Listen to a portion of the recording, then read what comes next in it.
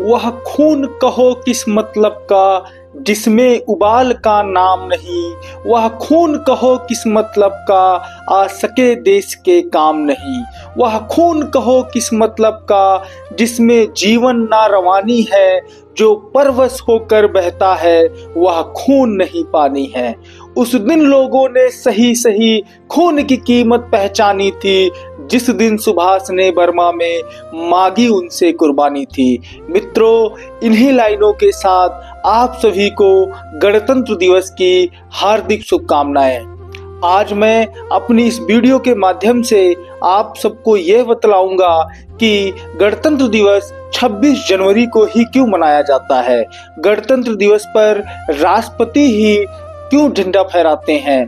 गणतंत्र दिवस पर परेड क्यों किया जाता है। ये सभी प्रश्नों का जवाब मैं आज आपको अपनी इस वीडियो के माध्यम से बतलाऊंगा।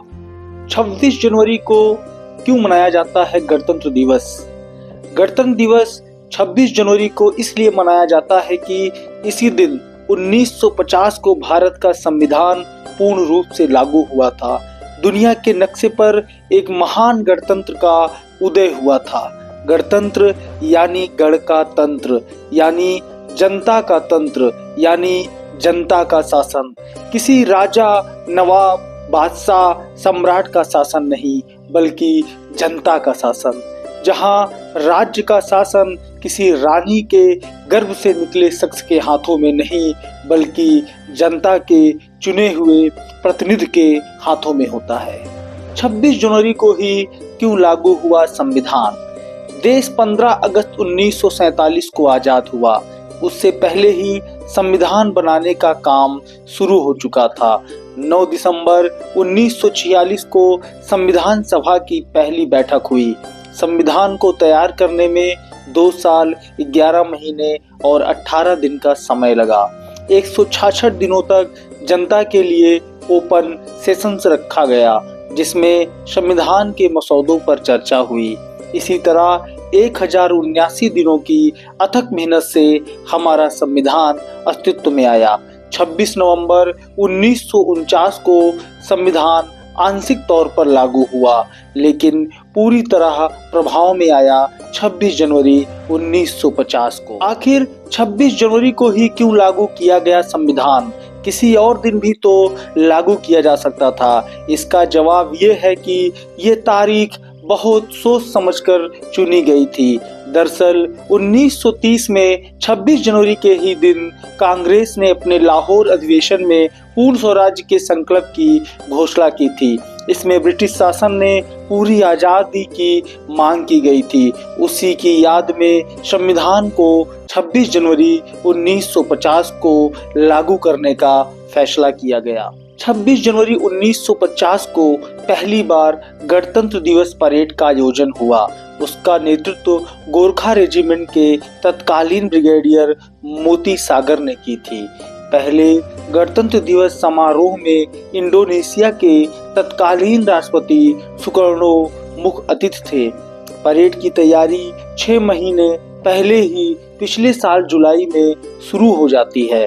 तभी प्रतिभागियों को औपचारिक तौर पर उनके शामिल होने के बारे में जानकारी दे दी जाती है।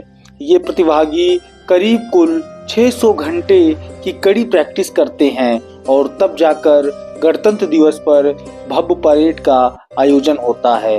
इस साल 23 जनवरी को फुल ड्रेस रिहर्सल हुआ था। हर साल किसी राष्ट्राध्यक्ष को मुख्य अतिथि के तौर पर बुलाया जाता है। हर साल गणतंत्र दिवस समारोह के लिए किसी देश के राष्ट्राध्यक्ष, जो प्रधानमंत्री भी हो सकते हैं, राष्ट्रपति भी हो सकते हैं, को मुख्य अतिथि के तौर पर बुलाया जाता है। इस बार इंडोनेशिया के राष्ट्रपति प्रबोवो सुबियांतो मुख्य अतिथि हैं। संयोग से 1950 के पहले गणतंत्र दिवस समारोह में भी इंडोनेशिया के ही तत्कालीन राष्ट्रपति सुकर्णो मुख्य अतिथि थे। हर साल गणतंत्र दिवस समारोह की होती है एक थीम। हर साल गणतंत्र दिवस के लिए एक थीम तय की जाती है। अलग अलग राज्य और सरकारी विभाग इस थीम का पालन करते हैं। इस बार की झांकियों के लिए थीम थी स्वर्णिम भारत, विरासत और विकास। ये झांकियां प्रौद्योगिकी, बुनियादी ढांचे और सांस्कृतिक विरासत जैसे विभिन्न क्षेत्रों में भारत की प्रगति को प्रदर्शित करती हैं। कहां से शुरू होती है परेड, कहां तक जाती है? गणतंत्र दिवस परेड की शुरुआत राष्ट्रपति भवन के पास रायसीना हिल से शुरू होती है। यह कर्तव्य पथ से होकर इंडिया गेट के पास से गुजरती हैं और ऐतिहासिक लाल किले तक जाती हैं। 1950 का पहला गणतंत्र दिवस समारोह कर्तव्य पथ पर नहीं हुआ था, जिसे पहले राजपथ के नाम से जाना जाता था। तो कहाँ हुआ था? जवाब है अब के मेजर ध्यानचंद नेशनल स्टेडियम में, जो तब इरविन स्टेडियम के नाम से जाना जाता था। पहले गणतंत्र दिवस समारोह में 100 से अधिक विमानों और भारतीय सेना के 3000 कर्मियों ने भाग लिया था। आशा है कि मेरी दी गई जानकारियां आपको अच्छी लगी होंगी। अगली वीडियो तक के लिए धन्यवाद। भारत माता की जय। वंदे मातरम।